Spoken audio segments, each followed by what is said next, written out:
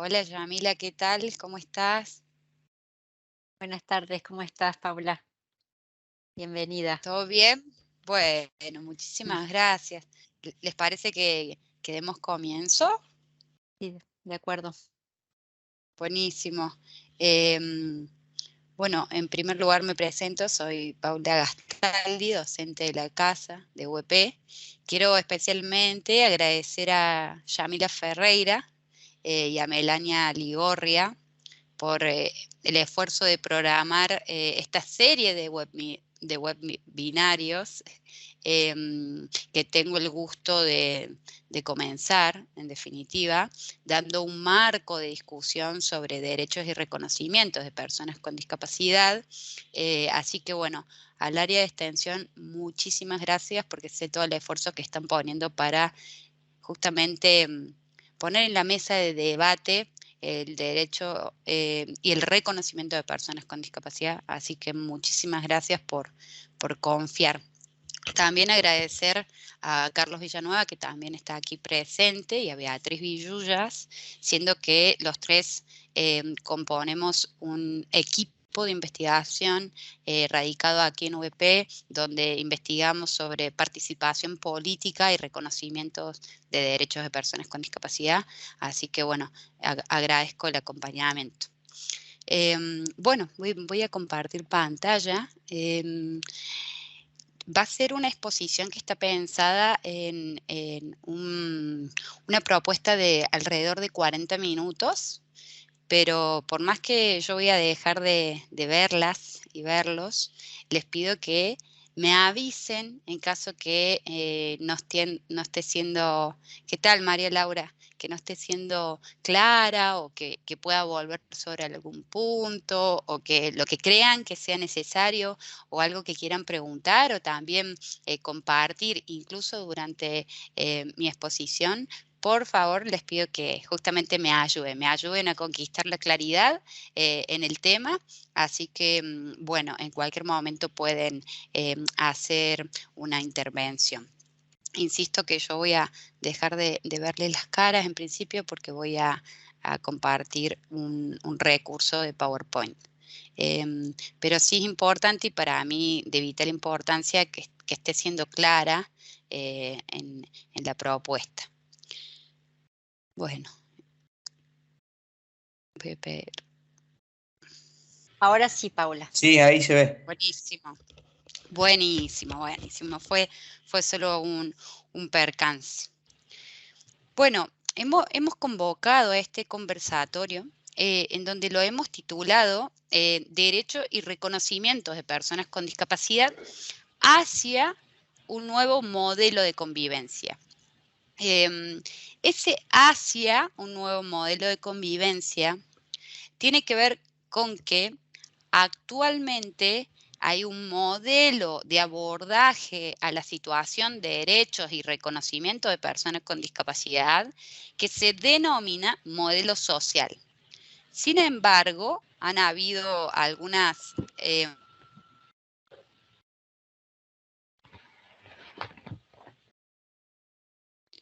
Pau, tenés el micrófono desactivado. se ha desactivado. ¿Me escuchan? ¿Me Sí, escuchan? Bien, bien. Sí, perfecto. sí. Sin, ¿Podés poner la pantalla bien, completa de la dale, presentación? dale, Gracias. buenísimo. Gracias. A ustedes. Ahí va, a ver. Bien, ese Asia sugiere que estaríamos en un marco de posibilidad de movernos un poco del modelo social de la discapacidad, toda vez que el propio colectivo de personas con discapacidad está advirtiendo algunas problemáticas inherentes quizás a ese modelo. ¿Por qué digo una Asia y es una potencialidad? Porque no estamos en condiciones de asumir ahora mismo que haya vigente un modelo de convivencia, sino que son algunas pretensiones teóricas que hoy quiero hilar bajo la posibilidad de que logremos una concreción mucho más abarcativa de derechos de personas con discapacidad de los que hoy están vigentes en Argentina. Por tanto, quizás para la concreción de ese tipo de reconocimiento amplio y comprensivo, es necesario que nos corramos o propongamos un nuevo modelo que tentativamente denomino de convivencia. Ya vamos a llegar a ese modelo de convivencia. Sin embargo, para poder llegar a ese modelo, vamos a hacer algunos pasos, ¿no? Que lo podríamos condensar en objetivos que tiene esta presentación. Primero, indagar el alcance y sentido de diversas concepciones de la discapacidad, porque la discapacidad ha sido teorizada, abordada, trabajada de diversas maneras. Vamos a ver una proyección de las distintas concepciones y qué implica cada una de ellas, pero sobre todo, en un objetivo segundo, no solamente identificar las diversas concepciones, sino darnos cuenta que el modo en que abordemos la discapacidad nos lleva a un modo de trato sobre personas con discapacidad. En estos términos, no podemos separar concepciones de la discapacidad de tratos que emergen de esas diversas concepciones, algunos tratos que aquí vamos a poner en discusión, en tensión, deseando que sean erradicados. En tercer lugar, vamos a plantear una propuesta de qué sería un modo de trato justo a personas con discapacidad. Eso es una discusión filosófica, política fuerte que se nos va a posibilitar llegar a ella después que hayamos analizado estas distintas concepciones y las propuestas de trato que cada una propone. Y por último, indagar la plausibilidad de este modelo de la convivencia que recién les anunciaba. ¿Qué pretende ese modelo de convivencia? Ir hacia una concreción del sistema de apoyo en materia de discapacidad, pero no el sistema de apoyo que actualmente está vigente en Argentina, sino mucho más abarcativo que incluso la legislación actual en la materia. Por eso es un modelo que mira futuro, que mira sobre todo a la ley que aunque... Perdón. Ay, me está haciendo eco un micrófono, no hay problema. Sobre todo, mirando una oportunidad política para el colectivo de personas con discapacidad que es único, porque estábamos en el interín de la discusión de una ley nueva en la materia. Sin embargo, estábamos en el interín de una discusión, se han dado las audiencias, sin embargo, no se ha avanzado todavía sobre la discusión final de una ley global sobre los derechos de personas con discapacidad. ¿Cuál es la finalidad de este conversatorio? Que las personas con discapacidad estén en el centro de las decisiones políticas respecto a sus derechos. Para que estén en el centro de las decisiones políticas hay que hacer muchísimos movimientos y de distintas índoles. También creo pertinente decir desde dónde construyo la discusión que aquí les presento. Lo cierto es que mi trabajo en la academia, en la universidad, está atravesado en tanto hermana de una persona con discapacidad. Lo que eso hace también que yo les pueda compartir que todas estas investigaciones que yo estoy realizando tienen que ver con proponer o discurrir o discutir la situación actual legislativa, filosófica, política, pero que la decisión la tomen las personas con discapacidad y el colectivo. Ahora bien, si hay un marco para el sistema de apoyo, también nos engloba éticamente, siempre y cuando el colectivo y las personas con discapacidad decidan cómo y cuándo y cuánto. Entonces yo creo que también es bueno cristalizar este tipo de conversatorios, desde ver desde dónde mira una, desde dónde propone, pero también cuál es la finalidad que por lo menos cristalizamos en este tipo de conversatorios. De cualquier manera va a haber una oportunidad para que conversemos al final de esta exposición, para que veamos quizás si algunas cosas de las que propongo pueden ser mejoradas o quizás hay algo de que se me está escapando en la reconstrucción de este nuevo modelo, avisorando una oportunidad política única que es la nueva legislación que se pretende en materia de derechos de personas con discapacidad. Bien, hasta acá vamos bien. No sé si alguien tiene alguna duda. Por el momento les quería plantear el esquema general de la propuesta. Ahí va, no podía pasar la filmina. Bueno, tomo el silencio como que vamos bien. Como les decía, el primer paso va a ser identificar concepciones de la discapacidad. ¿Qué es una concepción? Es un modo de abordar la situación de personas con discapacidad a la luz de ciertos rasgos característicos y relevantes que se presentan en prácticas, discursos o normativas o normas o leyes que hacen que podamos decir que hacia la discapacidad hay cierto trato. Bien, claramente verán que hay algunas concepciones que van en detrimento de los derechos de personas con discapacidad, como es la concepción de la prescindencia y la concepción médica, y hay otras que están apoyadas en los derechos de personas con discapacidad, como son la concepción social y la concepción de la diversidad funcional. Estas últimas dos debaten en la actualidad cómo abordar la discapacidad y tienen ópticas distintas de cómo conceptualizar discapacidad.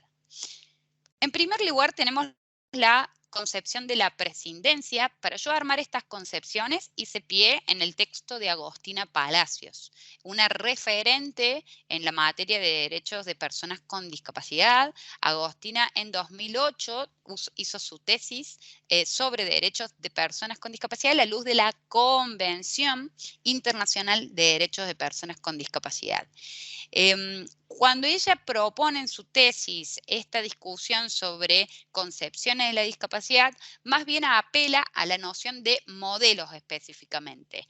Nosotros vamos a ir hacia la noción de modelos pensando en el elemento nuevo, como ser la posibilidad de instaurar un cambio y el paso hacia un modelo de convivencia. De cualquier manera, esto que nosotros ahora vamos a abordar también podría verse como modelos.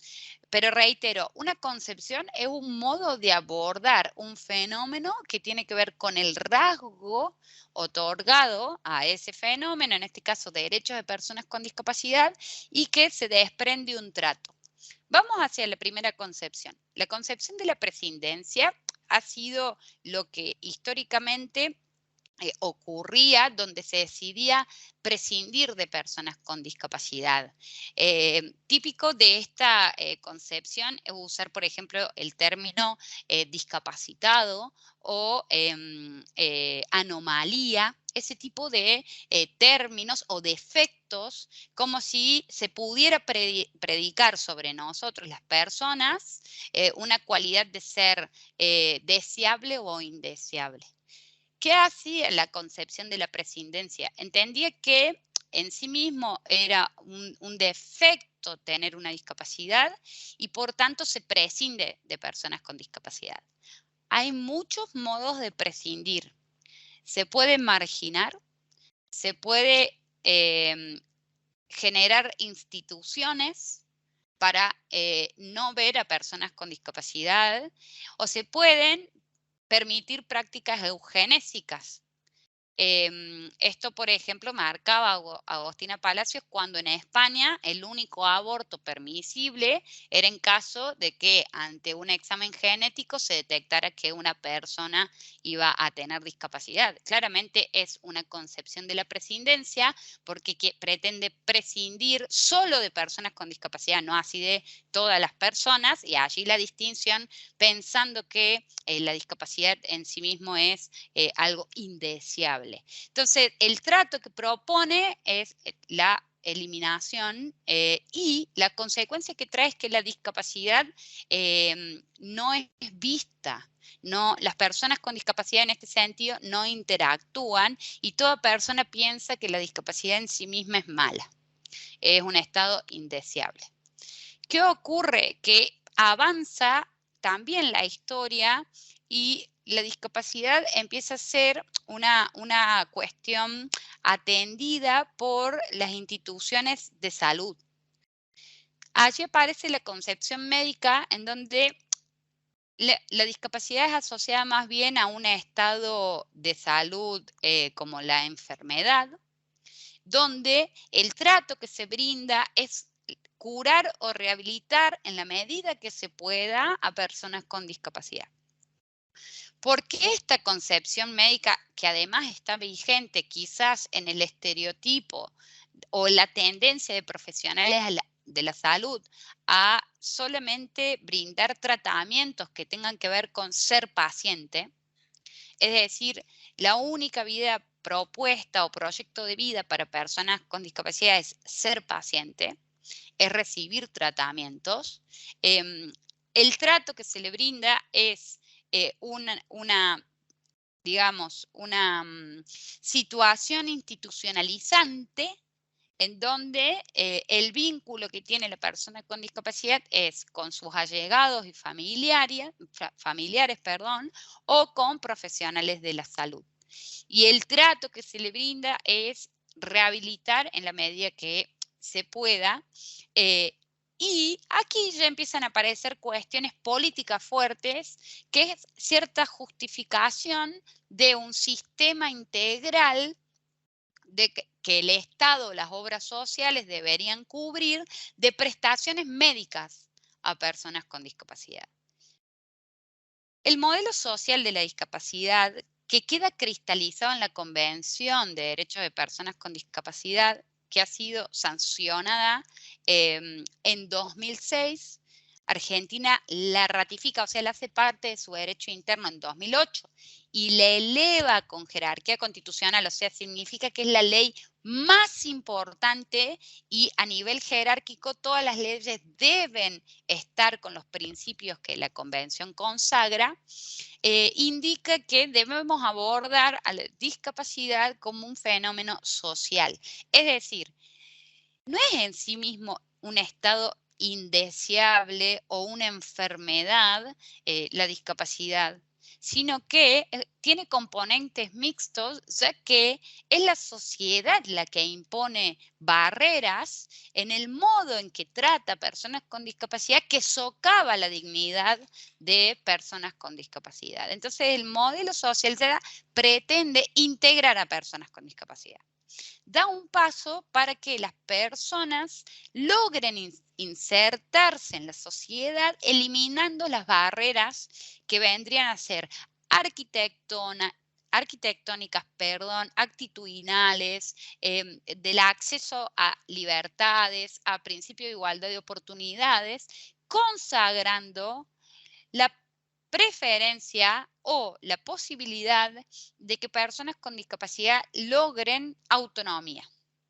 Sobre la cuestión de la autonomía vamos a volver después cuando trabajemos las propuestas de trato del nuevo modelo, pero existe aquí una discusión muy interesante que la propia Agostina Palacios, a quien ya nombré, junto con Javier Romenach, van a instar a una crítica a la concepción social de la discapacidad. ¿Por qué ocurre eso? Porque el modelo social de la discapacidad no elimina el componente médico. En alguna medida sigue creyendo que hay una disfuncionalidad en el cuerpo de las personas y que ese dato de corte biológico, de corte médico, de corte neuronal, psicofísico, sigue estando o primando sobre las discusiones de discapacidad. Entonces, ¿qué propone la concepción de la diversidad funcional? Incluir a personas con discapacidad, que para eso hay que entender que todo el componente social. ¿Qué quiere decir la concepción de la diversidad funcional? que todas, todos y todes somos diversos funcionalmente a lo largo de nuestras vidas. Que el cuerpo es diverso, que lo constitutivamente humano es la diversidad funcional, que nacemos dependiendo de alguien que nos apoye, que vamos desarrollando lenguaje, que vamos desarrollando algunas características, que luego perdemos ciertas habilidades, que es parte constitutiva de la humanidad de la diversidad. Entonces, esta concepción dice, en vez de estar pensando en el componente médico y social como interactivo, lo que tenemos que lograr es cambiar la percepción hacia las personas con discapacidad. El entorno está condicionando. El entorno sigue creyendo que en sí mismo la discapacidad es una enfermedad o es, en una charla TED, ha dicho una chica con discapacidad, es un espejo donde nadie quiere verse. Entonces, ahí es cuando esta concepción entiende que las apuestas a nivel político tienen que ser para cambiar lo que está asociado a personas con discapacidad. Es decir, el entorno social, las concepciones que tenemos respecto a la discapacidad, y recién ahí se va a lograr incluir a personas con discapacidad. Es decir, la concepción social plasmada en el modelo dio un paso hacia integrar, mientras la concepción de la diversidad funcional pretendería incluir. ¿Cuál es la distinción entre integrar e incluir? Si yo voy a un local, por ejemplo, y accedo por la parte trasera del local, que me han dado una rampa y que tengo que pasar por toda la cocina, recién ahí llego al local. Bueno, me han integrado, es decir, puedo pasar al espacio. Me han supuestamente eliminado la barrera. En cambio, la pretensión de inclusión es más fuerte, que cada persona que va a montar un local piense espacialmente en que todas las personas somos diversas funcionalmente y en vez de poner una escalera, ponga una rampa desde el arranque para el acceso al local. Entonces hay una cuestión simbólica fuerte y distintiva entre integrar e incluir a personas con discapacidad, porque parece que el incluir habla más de la percepción de personas sin discapacidad respecto al trato que le brindan hacia personas con discapacidad. ¿Qué me pasa aquí? Que quizás un aporte un poco mínimo, pero es darnos cuenta que hay distintos también conceptos de discapacidad y a veces las discusiones a nivel jurídico o en el plano político se vuelven muy confusas o oscuras porque por momentos se habla desde una óptica, por momentos desde otra, por momentos desde otra, y así es que no podemos cristalizar qué concepciones de las discapacidades están operando, ¿no? La primera óptica de concepto es la médica. La concepción médica piensa que la discapacidad es una enfermedad y por tanto hay que rehabilitar, curar. Y por tanto puede el Estado estar obligado a cubrir todas las prestaciones. Pero eso no es lo que pretendemos. Eso no podríamos decir que es una sociedad justa si lo aborda médicamente. Y sobre todo la convención ya dijo que ese no es el abordaje. Las personas con discapacidad no son pacientes, son personas. Y entonces ahí la óptica mixta dice, bueno, hay un dato que es de corte biológico, médico, que tiene que ver con una cuestión corporal, física, psicofísica de la persona, pero tenemos que atender las barreras sociales, porque lo que está generando desigualdad ante la diferencia es la sociedad. Entonces, propone algunos pasos para eliminar las barreras. ¿Qué ocurre? Que la concepción de la diversidad funcional dice, no, en sí mismo hay una diversidad que tiene que ver con el cuerpo, que tiene que ver con la vida, que tiene que ver con la humanidad. Lo que tenemos que cambiar es el constructo, es decir, cómo la sociedad nos percibe. Entonces, son tres ópticas distintas de conceptualización. ¿Qué pasa aquí?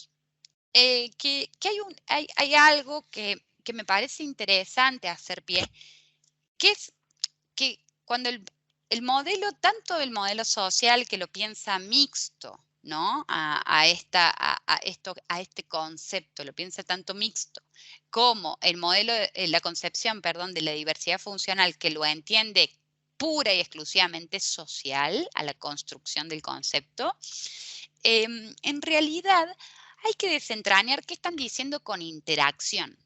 Porque ambas concepciones y ambas ópticas están pensando que como categoría la discapacidad es interactiva.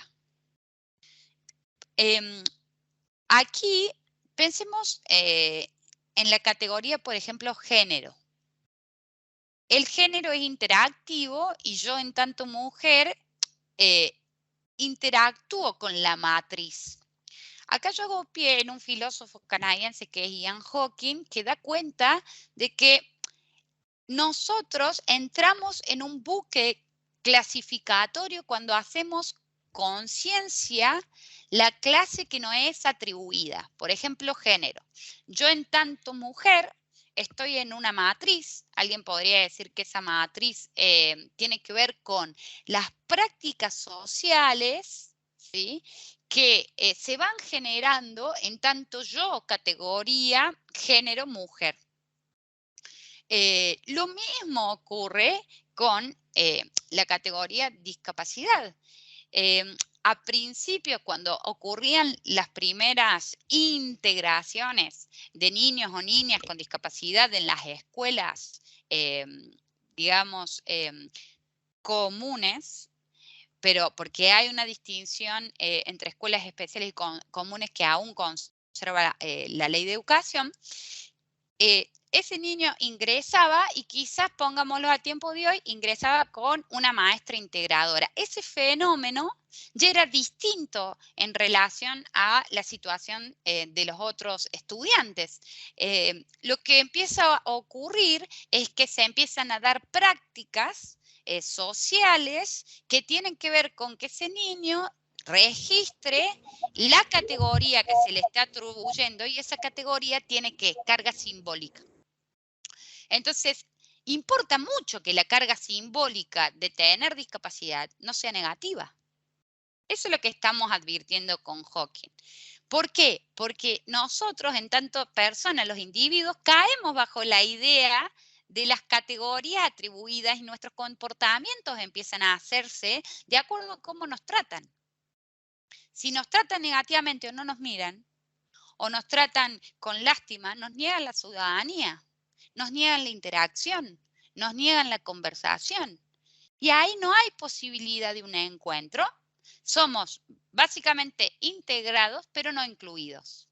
Ni hablar, porque ahí estoy pensando en prácticas silenciosas, ni hablar en prácticas agresivas. En tanto género, yo reciba, por ejemplo, un maltrato por el hecho de ser mujer. ¿Qué pasa acá? Que quizás hay algo para hacer pie. La interacción necesita de una persona que se haga de ese bucle clasificatorio, que se apropie de esa categoría, y podríamos decir que en estos términos no toda persona interactúa. Hay situaciones, por ejemplo, que yo diría carencia total del lenguaje, o pérdida absoluta del principio de realidad, por ejemplo, donde una persona no sabe dónde está o una persona no puede interactuar, donde podríamos decir que no hay interacción. ¿Por qué esto es importante diferenciarlo? Porque si no, primero que hay un montón de pensamientos estereotipados que creen que las personas con discapacidad no interactúan. No, hay que disputar el estándar. Interactuar no es dar razones o hacer juicios de valor o tener juicios de verdad o tener razones filosóficas para dar pensamientos políticos, no. Interactuar es simplemente estar con otros y hacerme con otros. Pero podríamos decir que quien no utilice el lenguaje o no tiene conciencia de sí por un tiempo dado, se pueden activar políticamente otro tipo de discusiones. Pero ¿por qué esto es tan importante debatirlo? Porque hay quienes sostienen que no interactuar en sí como Peter Singer, que hizo pie en la concepción de la prescindencia. Peter Singer es un autor norteamericano que tiene una conversación con una chica con discapacidad en 2008, que está publicada, y él dijo que hay que darle autorización a los padres para dar muerte a bebés con discapacidad. ¿Qué quiso decir ahí? Bueno, lo peor, lo que está diciendo, pero también es muy importante debatirlo porque que una persona por un tiempo dado no interactúe o no carezca de lenguaje no significa que no haya un principio de dignidad humana donde podamos básicamente entender que hay un montón de medidas políticas para tomar y ninguna de ellas es prescindir de esa persona. Entonces, a mí me es interesante entrar por estas discusiones de interactuar y no interactuar, toda vez que jurídicamente y políticamente podemos dar respuestas distintas. Vamos a llegar a eso cuando trabajemos ahora el modelo de la convivencia. ¿Cómo venimos? ¿Cómo estamos? ¿Estoy siendo clara? ¿Quieren que vuelva a algún punto?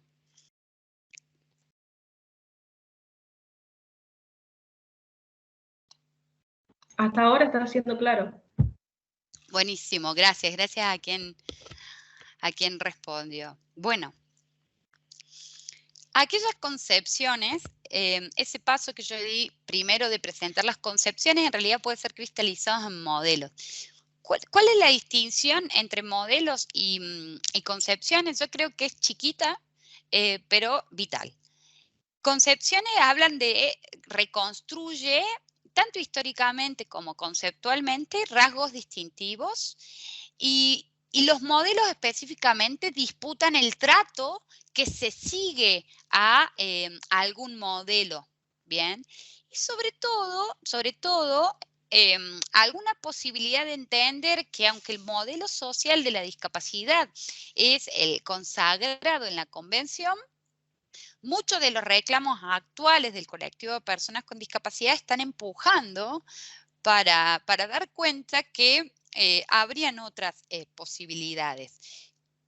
Que yo lo llame modelo de la convivencia tiene que ver con con una propuesta muy humilde sobre una línea teórica. No significa que quizás no podamos hacer pie también o incluso en el propio modelo de la diversidad funcional con la crítica que le ha hecho al modelo social. ¿Cuál es el trato que propone el modelo médico? Cubrir todas las prestaciones que tienen que ver con salud de personas con discapacidad. El modelo social, en cambio, es un poco más amplio. Es salud, vivienda, trabajo, educación, etcétera. Es decir, todos los derechos que podrían verse, digamos, en juego, que no solo tienen que ver con abordar la salud, porque si no sería una concepción médica, sino la vida social de la persona con discapacidad y por tanto otorgar ciertos derechos, prestaciones para lograr aquella integración. ¿Qué quiere el modelo de la diversidad funcional? Dar un paso más. Generar algunos cambios, sobre todo para revertir el estigma y lograr, por tanto, el reconocimiento de personas con discapacidad en los distintos ámbitos de la vida civil y política. Para eso pueden ser necesarios otro tipo de políticas públicas. Específicamente, no es tan claro qué políticas públicas, aunque las podríamos imaginar, pero aquí ya sí viene la propuesta, digamos, del modelo de la convivencia, que tiene que ver sí con un giro, si se quiere, de enfoque y sobre todo de dónde hacer pie políticamente para generar un cambio en la percepción de la discapacidad. Ahora, no es la interacción el lugar donde, o la categoría para hacer pie, como hacía la diversidad funcional o como hacía el modelo social, sino que es el entorno. Si nosotros pensamos en el entorno, nosotros en tantas sedes que estamos inmersos en un tiempo y en un lugar, que nos encontramos con ese lugar y en ese lugar vemos a personas, propongo hacer una distinción en la discusión de este nuevo modelo, buscando concretar un trato justo a personas con discapacidad, que no lo vamos a decir nosotros, sino que lo va a decir el colectivo. Cuando digo nosotros, digo personas sin discapacidad por el momento. Primero podemos pensar el medio ambiente o el espacio en un sentido estructural. Es decir, la rampa, la casa, la calle, la movilidad, el acceso a la ciudad. Ahí hay desde la convención una categoría jurídica muy importante que es ajustes razonables, que es que debemos ajustar razonablemente el espacio para que personas con discapacidad se desenvuelvan libremente en aquella diversidad funcional que recién referíamos. Pero a la vez es necesario ciertos bienes para desplegar proyectos de vida y que no tengan que ver con ser paciente, sino que bienes necesarios allí nos pone en el debate sustancial, por ejemplo, de renta básica universalizable, colectivo, la discusión sobre pensiones, etcétera. Porque Argentina aquí está muy por debajo de una justicia o de concretar este modelo, toda vez que, por ejemplo, sigue pensando en la dependencia de la persona con discapacidad a su núcleo familiar. ¿Por qué? Porque si el núcleo familiar puede soportar los gastos de una persona con discapacidad, el Estado no le otorga la pensión. Ahí hay muchos déficits que tienen que ver con estas declaraciones de pobreza que recién ahí se le otorgan derechos que distan muy por fuera de una sociedad igualitaria. ¿Por qué distan muy por fuera? Porque la desigualdad social es el trato que la sociedad está brindando por motivos exclusivos de una diferencia, que es una desigualdad robusta que hace pie en una discriminación.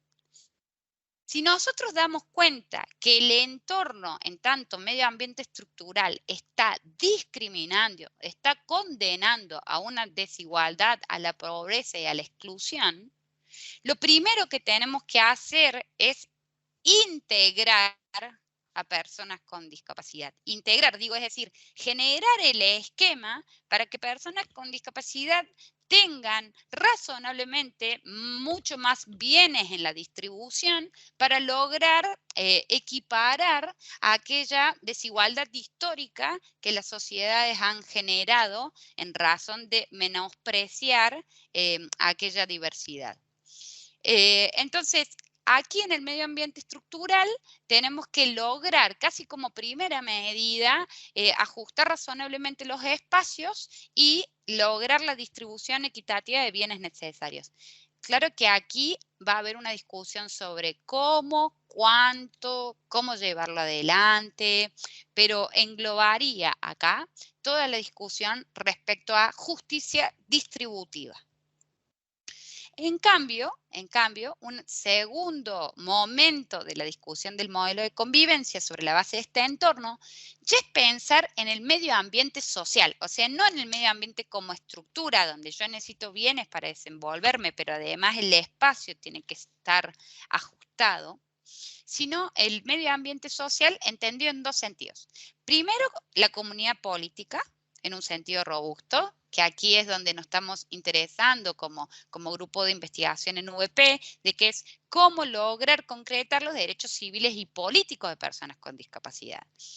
En este sentido, cómo lograr el sistema de apoyo en el ejercicio del derecho a voto, cómo lograr modelos de discusión democrática sobre la ley que actualmente, aunque está un poco frenada se va a discutir, sobre todo porque ocurrió el fenómeno de que se estaba discutiendo en las audiencias y muchas personas sin discapacidad hablaban y hablaban por personas con discapacidad. Aquí es la vuelta de tuerca que proponemos en sistema de apoyo y que el eje central sean las personas con discapacidad y que por el momento el resto simplemente apoyemos y generemos las estructuras de ajustar razonablemente el entorno. Y no solo como comunidad política, sino también en la interacción de personas con discapacidad entre personas sin discapacidad.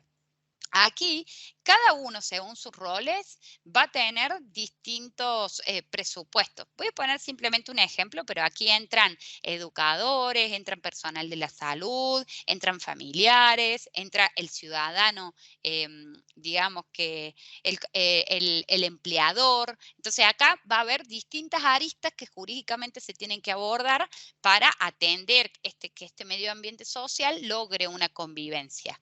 El ejemplo, por ejemplo, en términos de profesionales de la salud, sería pensar que están obligados o obligadas a pedir consentimiento a la persona con discapacidad en todo tratamiento, hasta en lo mínimo, y siempre dar cuenta que la rehabilitación o la cura es una opción, y en caso que no se pretenda llevar adelante esa vida, que se informe sobre las consecuencias y se acompañe de otra manera. Acá solamente estoy dando el ejemplo sobre cómo este modelo de la convivencia quiere como desentrañar cada uno de los roles y dar cuenta. Si nosotros estamos en un espacio de convivir, si pretendemos una ciudadanía que nos convoque políticamente a una unión de convivencia, tenemos que entender que hay ciertos roles también que nos exigen ciertos deberes. Uno de los deberes de los profesionales de salud es desmentir el modelo médico y dejar de creer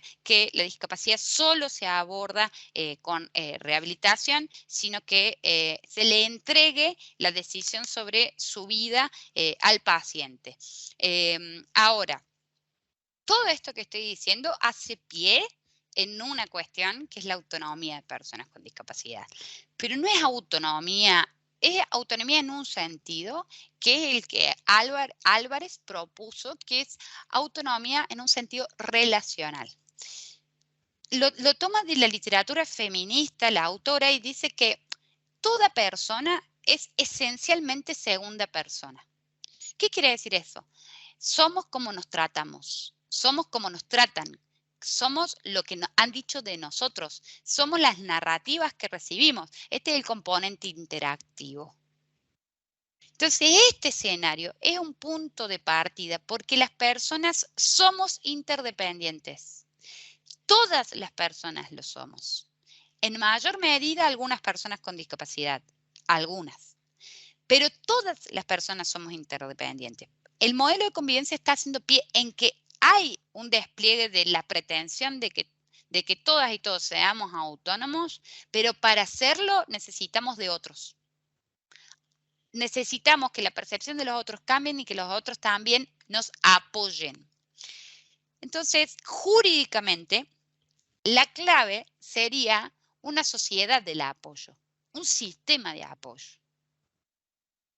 El sistema de apoyo está regulado en el actual Código Civil y emerge de la Convención, pero hay muchos defectos de esa regulación porque el sistema de apoyo actual está pensado en dos grandes escenarios: o un familiar apoyando a personas con discapacidad, que vuelve a la persona con discapacidad dependiente de su entorno familiar, y nosotros lo que queremos es que se elimine la barrera y se logre una interacción política en un sentido fuerte. Y en segunda medida, un sistema de apoyo que tiene que ver con las profesionales de la salud. Las obras sociales, porque el sistema actual es defectuoso y sostiene que todas las prestaciones deben ser pagadas por las obras sociales. En caso que la persona con discapacidad no tenga obra social, recién ahí el Estado lo va a incluir con un plan, siempre y cuando esa persona demuestre que los familiares no pueden soportar las cargas, o sea que la literalidad de la ley argentina es muy defectuosa en estos términos. Lo que termina ocurriendo es que las obras sociales solo cubren los apoyos para ciertos despliegues de la vida si se justifica médicamente. Pero la persona con discapacidad puede necesitar un apoyo para ir de compras, para ir a un local, para la diaria de la casa, para una persona adulta mayor, también puesto no como persona con discapacidad con CUD, ¿no? Con certificado único de discapacidad, sino que las personas siempre, segunda personas, dependemos de otro. Entonces, ¿por qué no generar un sistema de apoyo con otro sentido? Y que no sea el actual de la legislación. Plantear políticamente, en un sentido fuerte, que hayan dispositivos para el apoyo de personas con discapacidad, para que el medio ambiente social entienda que el apoyo no es asistencia. La capacidad jurídica se presume. Toda persona con discapacidad es capaz, jurídica y políticamente. Lo que se hace es un sistema de apoyo para el ejercicio de ciertos derechos que nunca significa una sustitución de la voluntad, salvo para casos extremos donde hay carencia de lenguaje. Ahí sí podríamos asumir la posibilidad de una curatela, por ejemplo, como era el viejo sistema, pero en casos excepcionalísimos donde se comprueba que no hay interacción en absoluto, que nos puede pasar en un periodo acortado de tiempo, prolongado en el tiempo, y que jurídicamente se atienda de esa manera. Con personas que interactúan tiene que haber un giro político. Un giro político en la percepción. Se debe presumir la capacidad y lo que hacemos es apoyar, no asistir, no sustituir, apoyar. Y ese apoyo es un sentido ético potente para un cambio político sustancial. La voz respecto a cómo vamos a distribuir y cómo vamos a empujar hacia el reconocimiento cultural, hacia el reconocimiento de la diversidad, lo tienen que tener las personas con discapacidad.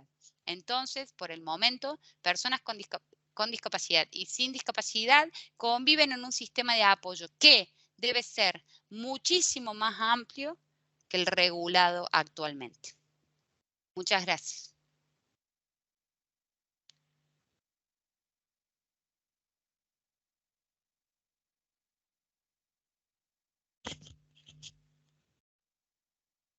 Bueno, muchas gracias, Paula.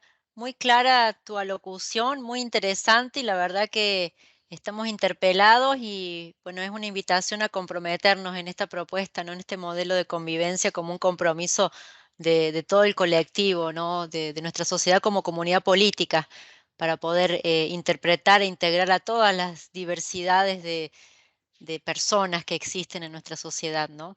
Nosotros hemos organizado que en esta segunda parte la comisión de inclusión que tiene nuestra universidad participe compartiéndonos la experiencia que viene realizando en el acompañamiento de diferentes estudiantes con discapacidad. Contamos con la presencia de María Laura Lorenzati y le damos la palabra para que nos comparta su trabajo de acompañamiento. Muchas gracias, María Laura. Gracias a vos, Yamila. Bueno, gracias, Paula. Nos quedamos seguramente más de uno, bueno, un montón de participantes. Tenemos a Yamila acá en el encuentro, un placer de un montón de lugares y seguro que esto es el puntapié inicial, trabajando o estando inmersos en la educación como en otros ámbitos, para empezar a poder abrir puertas, a abrir el debate, a poder relacionarnos entre nosotros también con esto, con esta sensación de querer saber más, que están haciendo los que están aquí sumados en el webinario, ¿no? Por cuál es el interés que tienen de escucharlo con total humildad lo que tenemos para contarles nosotros desde aquí, desde la Universidad Pascal. Les voy a compartir algo muy, muy simple, pero para... sí, Pau, si podés dejar de compartir, ahí están. Ah. Ay, no.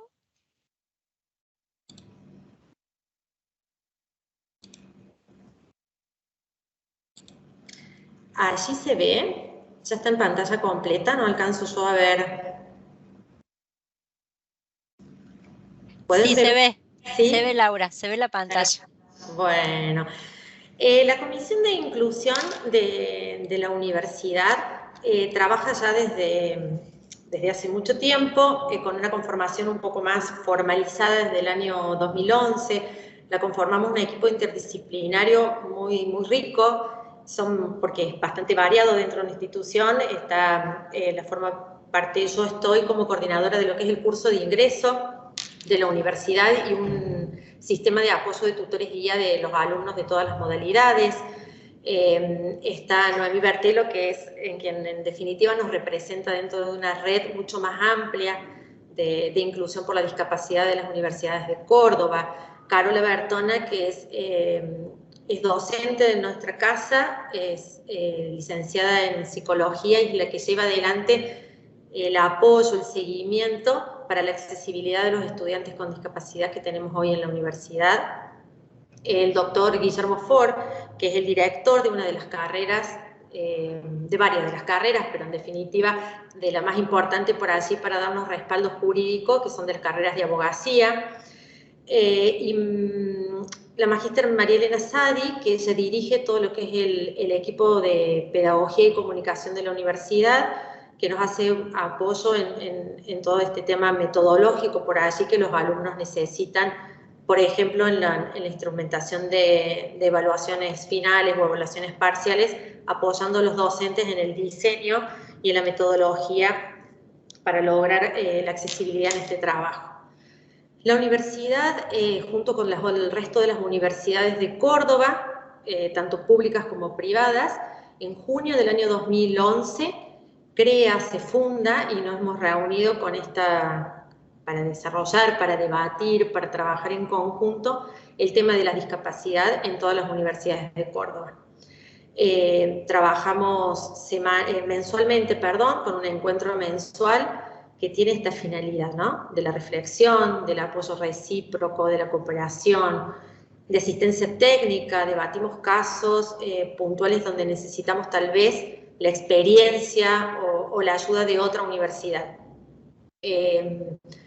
Por charlas y por encuentros en los que hemos participado, esta red es pionera porque la verdad que no existen muchas redes en donde estén trabajando en conjunto universidades privadas y públicas.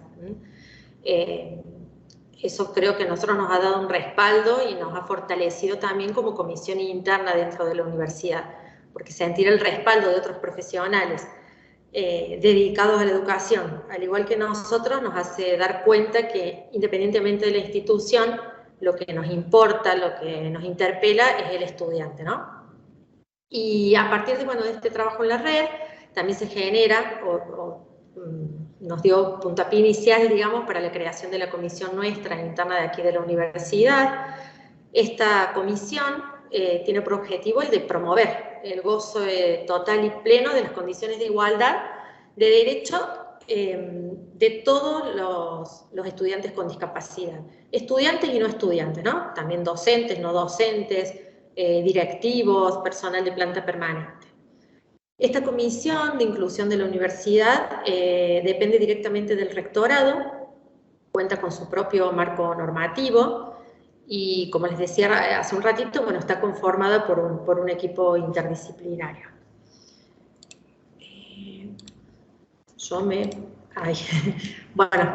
No les fui pasando la presentación, pero es más o menos esto que les estaba contando. Para llevar adelante todo el trabajo que hacemos de apoyo y de seguimiento y para facilitarle al alumno la accesibilidad a los estudios universitarios, nos apoyamos en el área de tutores guías que tiene la universidad, que es un equipo grande de personas que hace un seguimiento y una contención. Trabajamos sobre la retención de los estudiantes. Allí trabaja una de las integrantes de la comisión, Carola Bertona, y tenemos establecido un proceso de apoyo y seguimiento de cada uno de los estudiantes. Nosotros hoy trabajamos desde la universidad con los alumnos de la modalidad distancia y la modalidad presencial de todas las carreras de grado. Nos abocamos particularmente y para ello llevamos adelante un proceso, en primer lugar, de detección ¿Cómo detectamos cuando nosotros tenemos o se acerca un alumno con discapacidad para formar parte de nuestra comunidad educativa? A través de diferentes canales.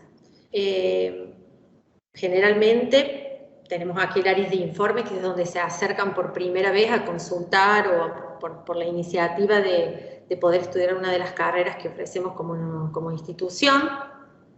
Otras veces de manera telefónica, otras veces porque a lo mejor un compañero o una persona, un estudiante, tiene un amigo, un compañero del secundario, un familiar que quiere estudiar en la universidad y él nos acerca la inquietud y es quien nos trae y nos presenta al futuro estudiante para que nosotros podamos conocerlo y conocer sus necesidades.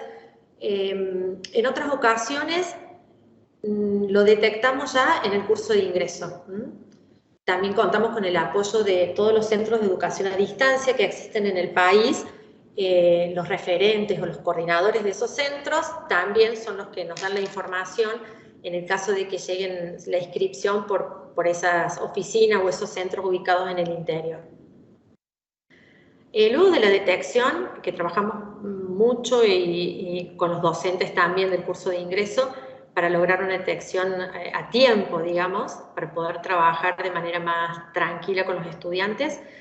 Realizamos entrevistas con el estudiante, que en definitiva es el protagonista, es a quien debemos preguntarle en primer lugar qué es lo que necesita de nosotros como institución, como equipo de apoyo, para poder transitar, al igual que cualquier otro estudiante, su carrera universitaria.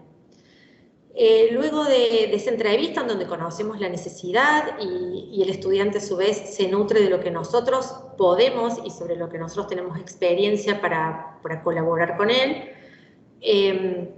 realizamos una coordinación con las diferentes áreas que puedan estar involucradas en el proceso de acompañamiento y de accesibilidad.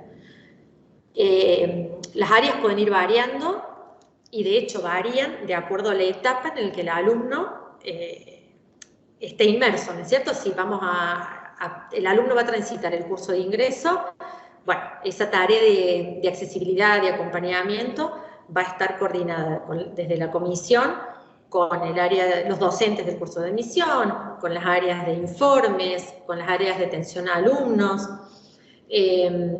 con los directores de carrera. A medida que el alumno va avanzando, hacemos un trabajo realmente mano a mano con los docentes de las materias en que el alumno esté cursando, para hacer los ajustes necesarios para facilitarle y garantizarle la accesibilidad. Y luego de coordinar las tareas, ya nos abocamos puntualmente a las tareas de accesibilidad. Accesibilidad que tengan que ver, y que tienen que ver de hecho con lo tecnológico, con lo comunicacional, accesibilidad que tenga que ver con los materiales de estudio. En la universidad contamos con este trabajo colaborativo que hacemos mano a mano con las distintas universidades en la digitalización accesible de todos los materiales. Esto implica que en la universidad tenemos en nuestra biblioteca un escáner donde escanea los materiales de manera accesible. ¿Qué quiere decir? No como imagen, porque ustedes saben que cuando sacan una foto de un material o cuando utilizan un escáner casero, que cada uno de ustedes pueda tener en su casa, esto se traduce en una imagen. Esa imagen no puede ser leída por un lector de voz.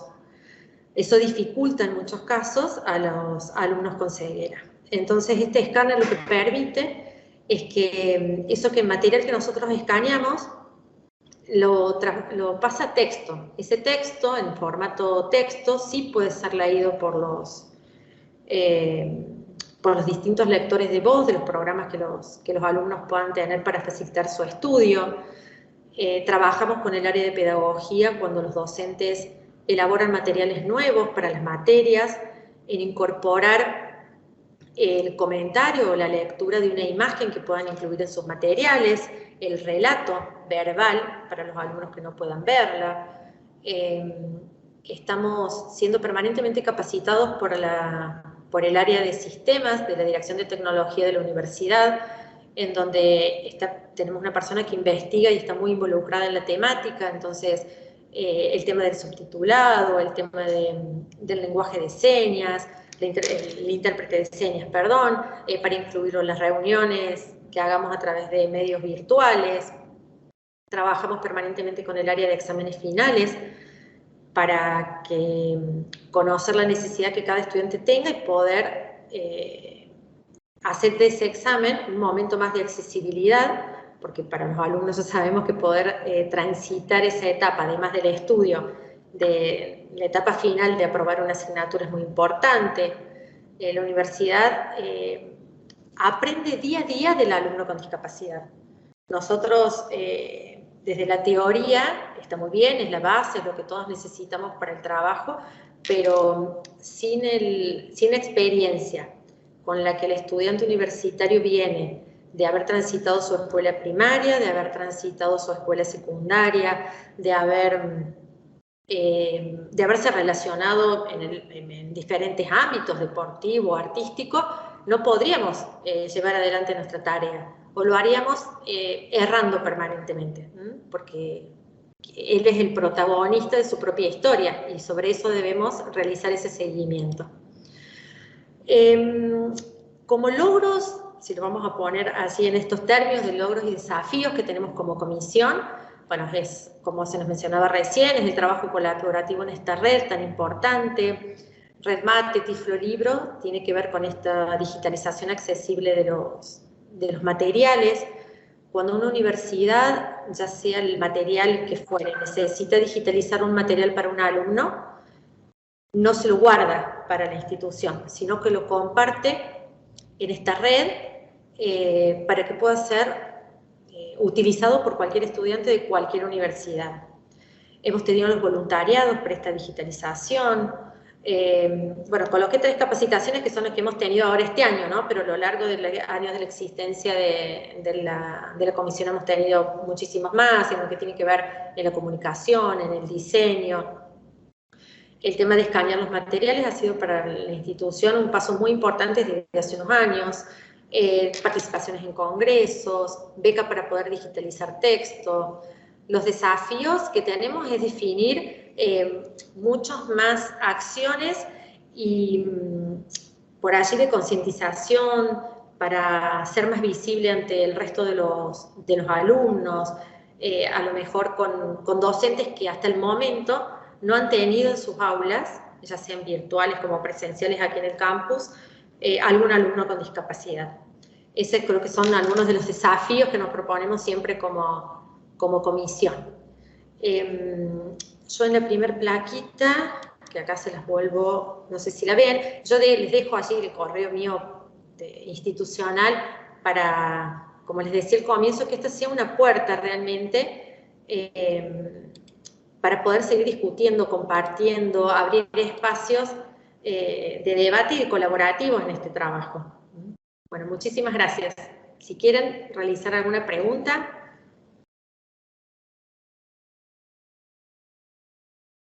Muchas gracias, Laura.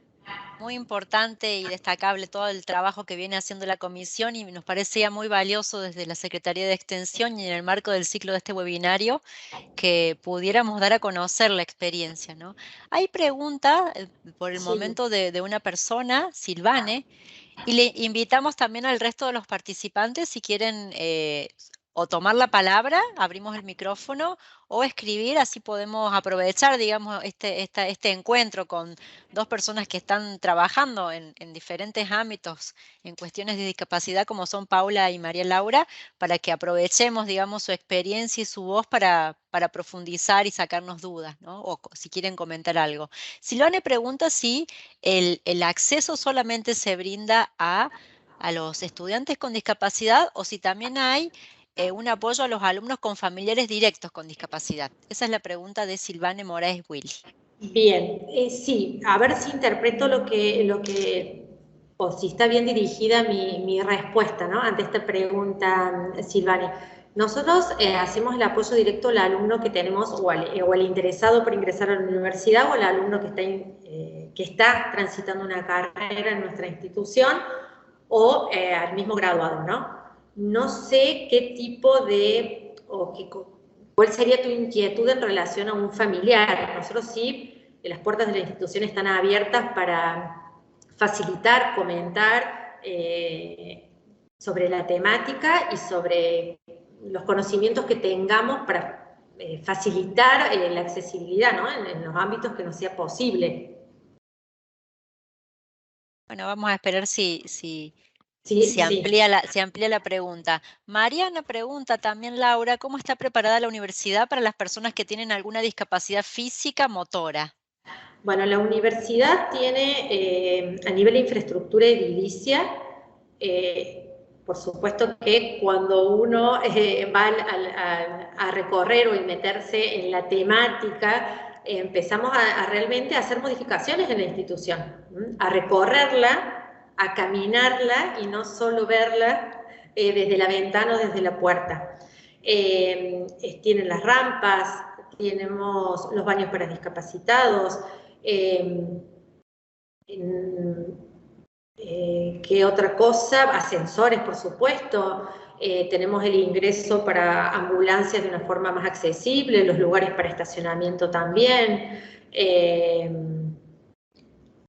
No sé, se me ocurre qué otra cosa a lo mejor que se me esté pasando allí por alto, ¿no? Bueno, cuestiones que a lo mejor ya desde que estamos acostumbrados no lo tenemos en cuenta, las puertas que se abran hacia afuera, la altura de los bancos o de los lugares de consultas donde tienen que dirigirse los alumnos que vienen a la institución. Por ejemplo, el área de bedelía o atención a alumnos, allí hay computadoras donde el alumno puede gestionar en su plataforma diferentes trámites cuando está en la universidad, bueno, a la altura para una silla de rueda, una persona de baja estatura, cuando el alumno tiene que rendir exámenes finales que no es de acá del campus, que no es de Córdoba, que tiene que venir al campus, nosotros nos aseguramos del contacto personalizado con la persona de ese centro al interior del país para garantizar que el estudiante va a poder llegar el día del examen a la hora del examen y ediliciamente esté preparado para que pueda acceder, independientemente de lo tecnológico, ¿no? En este caso, bueno, porque me preguntaban del campus, del edilicio. Bueno, muchas gracias. ¿Hay alguna otra pregunta, algún comentario que quieran realizar en este momento? Los participantes. Ahí yo volví a colocar el correo, ese es el mío personal, voy a colocar también el de la comisión, que eso lo chequeamos cualquier persona que sea miembro de la comisión, tenemos acceso, allí también lo estoy colocando en el chat.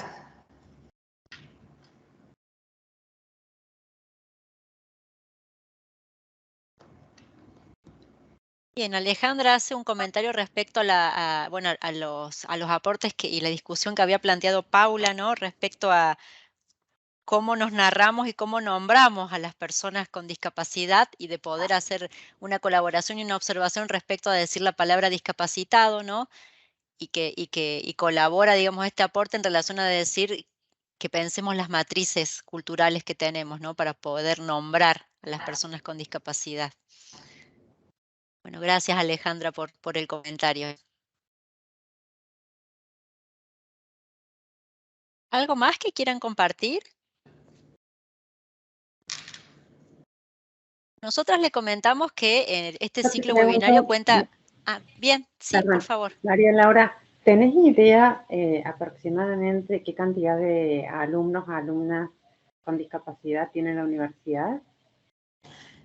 Sí, mira Mariana, en la actualidad vigentes, activos, o sea que están estudiando, que son alumnos regulares de la universidad, siempre hablando de carreras de grado, Mariana, ¿no? Nosotros no hacemos por el momento, es un desafío para más adelante, no estamos involucrados en lo que es posgrados, diplomaturas o educación continua. 24 alumnos. 24. Ajá. ¿Y docentes?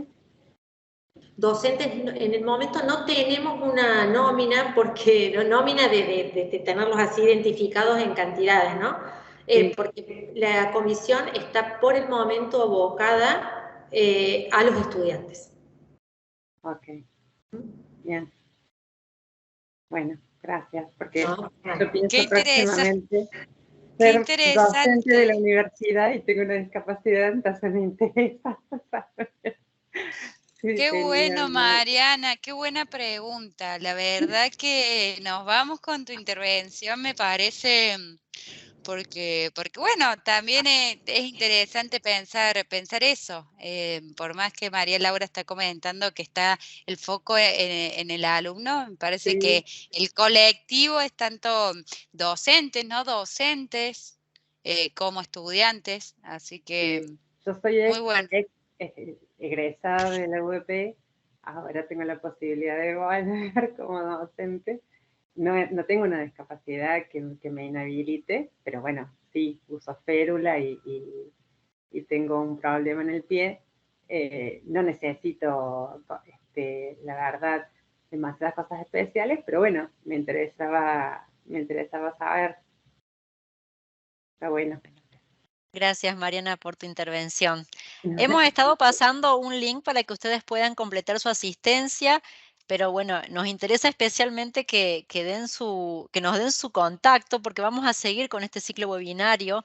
Hemos planificado 3 encuentros que desde diferentes aportes disciplinarios, ¿no? De diferentes carreras, de diferentes desarrollos y trayectorias de personas que están involucradas en la temática, van a estar dando aportes, ¿no? En relación a la inclusión y la accesibilidad dentro del modelo universal, desde donde se están pensando, ¿no? Las discapacidades hoy.